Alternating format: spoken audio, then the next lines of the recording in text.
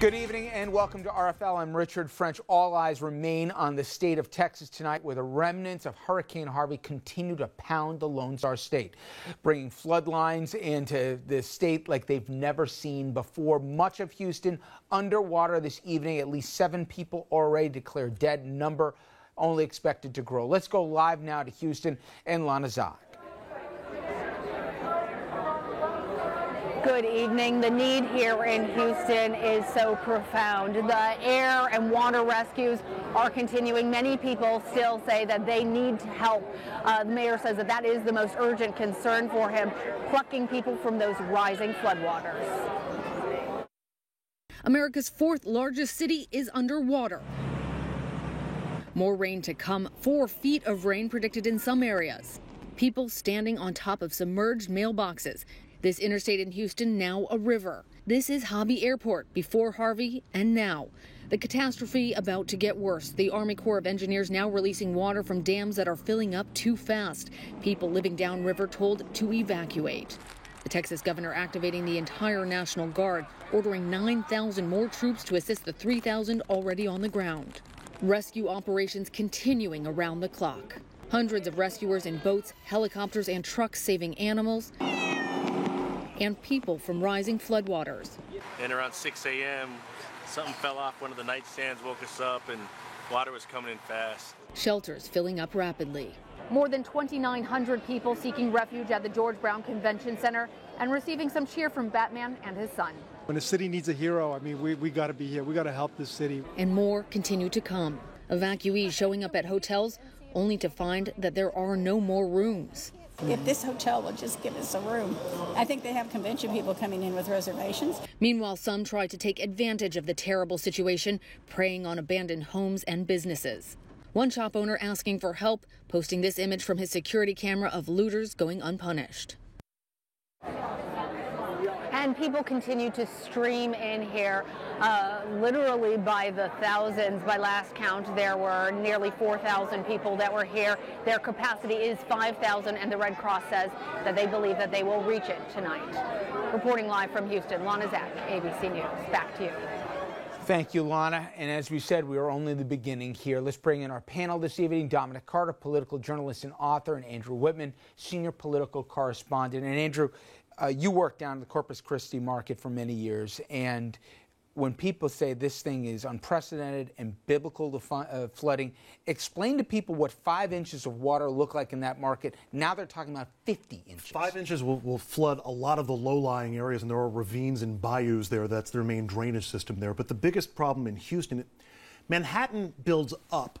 Houston has built out. And as they've built out, that means more pavement and concrete covering ground, covering land that would absorb that water in years past. Now, with the hurricane and all the rains that are coming there, there's less places for the water to absorb into, so it winds up going in streams and it winds up going on highways and streets. There's just not a lot of good natural places for that water to flow. If you think with Katrina, guys, we weren't talking about days, weeks, months. It went into years. This is the 4th biggest market in America. Now, disasters like Hurricane Harvey, always major tests for any president, and for President Trump. It is his first major test of this kind. Certainly a crisis that was not man-made, more specifically made by that man. He's already announced that he will be going to Houston tomorrow, even as the rains and the flooding continue.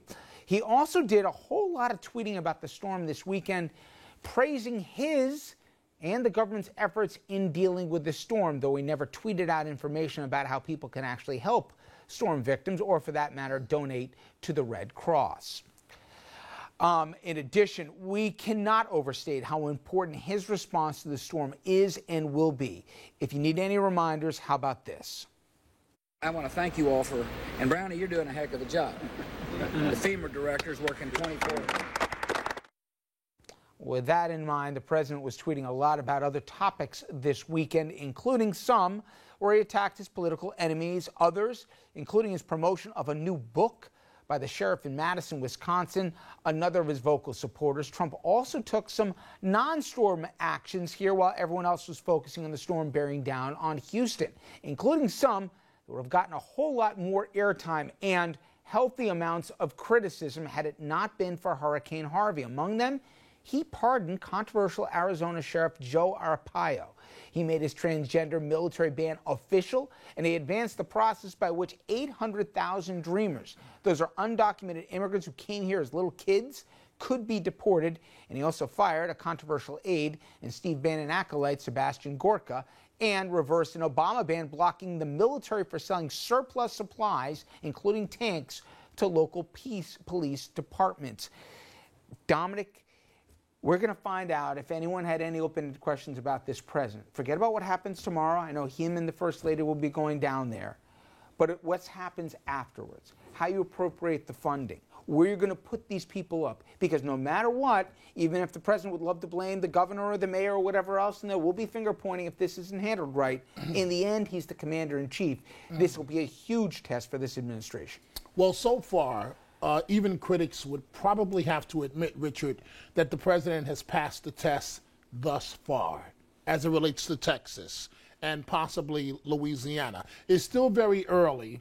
But he's been sending the right signals. The only thing in terms of dealing with this disaster, I think every president since Katrina has learned what not to do in terms of making sure that you're on the ground and ready to go and so on. And he'll be there, and it's almost a damned if you do, damned if you don't. You don't show up, then you're on field. Right. If you show up, you take away resources and protection. Thank you. That's exactly the point I was about to make about it. The president takes away enormous resources wherever he goes. The bad news that really didn't sit well with my stomach was Friday night when he knows that all the reporters have started their weekend.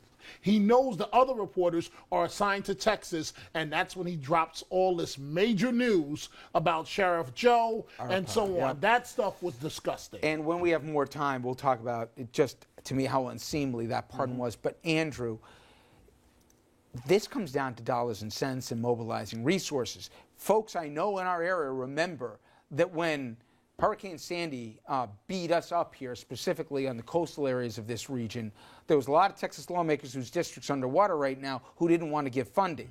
The president has also threatened to shut down the government if he doesn't get his wall.